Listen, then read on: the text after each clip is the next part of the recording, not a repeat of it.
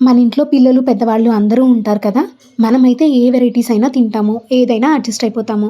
కానీ పెద్దవాళ్ళకి, పిల్లలకి సాఫ్ట్‌గా ఏదైనా ఉంటే చాలా ఇష్టంగా తింటారు కదా! అందులో హెల్తీగా ఉంటే ఇంకా బావుంటుంది. అలాంటి వాళ్ళ కోసమే ఈ రైస్ రోటీ. బియ్యం పిండితో ఈ రొట్టెలు చేస్తారండి. నూనె కూడా అవసరం లేకుండా చాలా ఫాస్ట్‌గా, సాఫ్ట్‌గా పుల్కాలాగా పొంగుతాయన్నమాట. ఫస్ట్ 1:30 గ్లాస్ వాటర్ తీసుకున్నాను. అందులో కొంచెం సాల్ట్, నెయ్యి లేదంటే నూనె మీ ఇష్టం. ఒకే ఒక స్పూన్ యాడ్ చేసుకోండి. వాటర్ మరిగేంత వరకు అలాగే ఉంచుకోండి. సేమ్ క్వాంటిటీ రైస్ ఫ్లోర్ కూడా వేసుకోండి. 1 ½ గ్లాస్ వాటర్ తీసుకుంటే 1 ½ గ్లాస్ రైస్ ఫ్లోర్.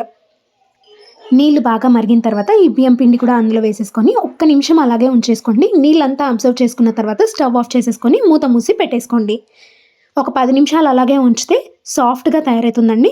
వేరే ప్లేట్‌లోకి తీసుకొని బాగా సాదండి. సాదిన తర్వాత మీకు నీట్‌గా ఉంటలాగా వస్తుంది. అది చపాతీలాగా రుద్దేసుకొని పెనం మీద కాల్చుకోండి. అంతే అండి. సింపుల్ రైస్ రోటీ ఫ్లఫీగా రెడీ అవుతుంది.